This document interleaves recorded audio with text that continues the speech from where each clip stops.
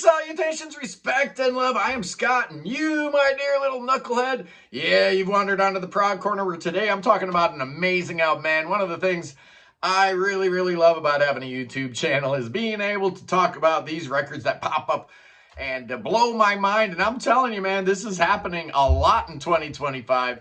This is shaping up to be an amazing year in prog rock, and here's an album that is definitely a contender for Album of the Year. We're talking about Gösta Berlings Saga and their 7th album, Forever Now. Who are these guys? Well, Gösta Berlings Saga, named after the Selma Lagerlöf novel of 1891. She was the first woman to win the Nobel Prize for Literature. They went on to make a movie of it in 1924. It was Greta Garbo's first leading role. Very cool. This band was formed in Stockholm back in 2000 by the two main guys, keyboard player David Lundberg and drummer Alexander Skep. They kind of got together by their shared love for Hansen and Carlson. Oh, man. As soon as I heard that, I knew I was going to like them. Anybody that likes Bo Hansen's okay in my book. So who are these guys? Well, they're dark, symphonic, Nordic prog, a la Anecdoten or Engelgard, I guess is probably a closer description. You've got a lot of the spiky, aggressiveness of King Crimson. You've got the atmospherics and the cool keyboard textures of Tangerine Dream. You've got that motoric chug sometimes of krautrock bands like Can or Faust, a little bit of Radiohead thrown in there, and you got yourself just a crazy stew of awesomeness. They're starting to change a little bit. A little bit more electronic, a little bit more krautrocky, but very cool. The band's first album, 2006, I've never heard it, so I cannot comment on the debut album, but the second album, 2009's Dead Har Hunt. Oh, man, I went back and listened to that last night again because I always knew I loved it. I always gave it a 10 out of 10, but I haven't listened to it in a couple of years, and they kind of sound like a different band now than way back then. They were a little post-rocky, a little math-rocky. David was playing Nothing But the Roads back then, so whole different thing. 2011, Glueworks.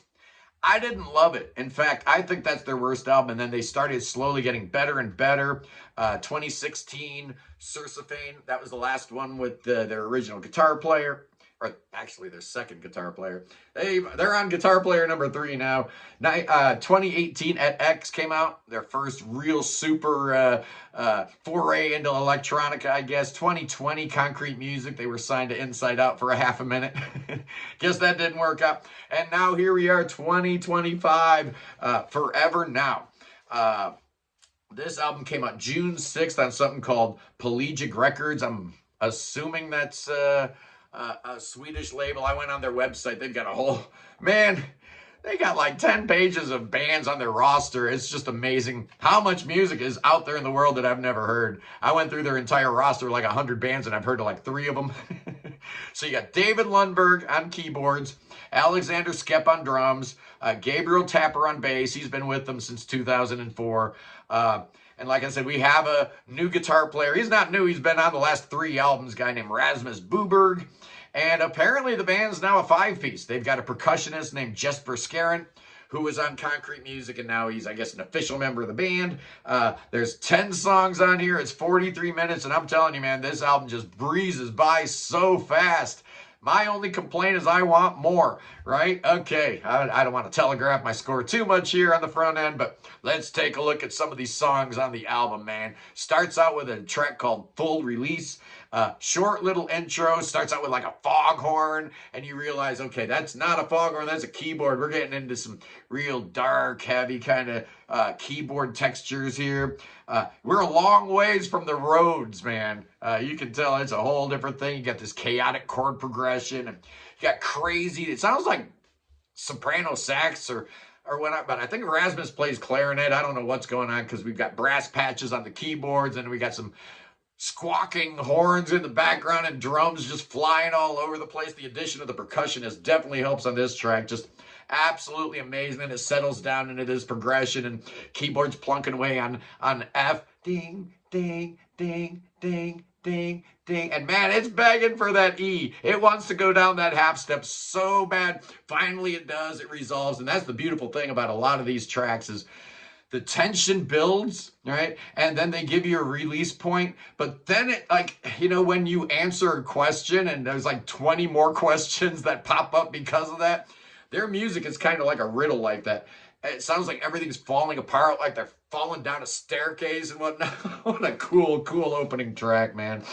That sets you up for such an amazing song. The second song is called Through the Arches. If I remember, I'm going to put a link to the video for this track in the video description here, because you guys need to hear this, man. You need to hear Through the Arches. What an amazing song. Super cool rhythm with a great guitar tone.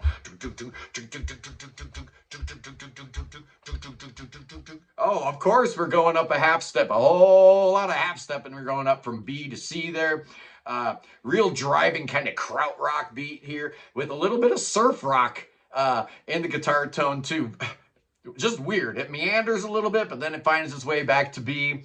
The song keeps morphing, going in all kinds of different directions as that motoric beat kind of gets sanded down into something a little bit more, calm or whatnot. But then you get this crazy section that goes on, and oh, is that a Rhodes? Okay, we are listening to Gösta Berlings Saga, because without the Rhodes, it's clearly not GBS.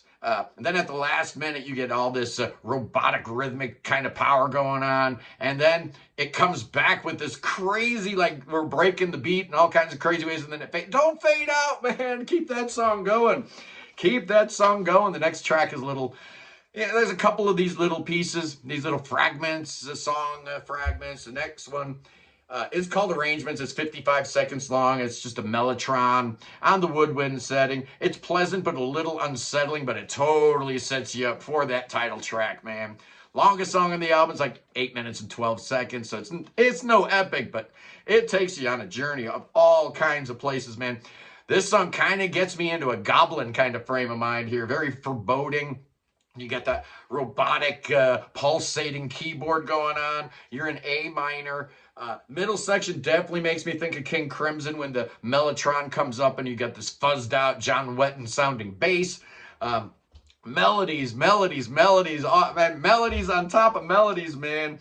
The keys get really weird here, and we're gonna do something similar to this later on, where the keyboard he uses like a pitch shift, and it's just like, I feel like I'm drunk or something, man. Very woozy, very narcotic, very cool. Oh, what a great track. Next up is another one of those short little song fragments called The Sprig and the Birch. This one's a little under 2 minutes, and it's a piano melody. And wouldn't you know it, we go from D sharp to D all the way through this thing. Another example of that chromaticism creeping into their music. They're a very chromatic band, actually, if you try to break down a lot of the chord progressions, because these chord progressions are great. I mean, every single song, you're like, why did they choose that chord, right? And a lot of times it's like, you can't figure it out in terms of regular theory, because it's just using chromaticism. Really great. The next song is called Fragment 2. Hey, it's another song fragment. This one's a little over 2 minutes.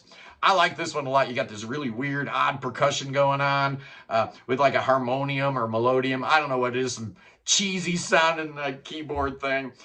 And then Rasmus plays this really cool guitar solo on there. It's a sound collage. It's like a sound painting, but it totally works because it leads you right into Ascension, which is a really great track with some quick guitar arpeggios in A minor. And the chord progression goes from A to B flat.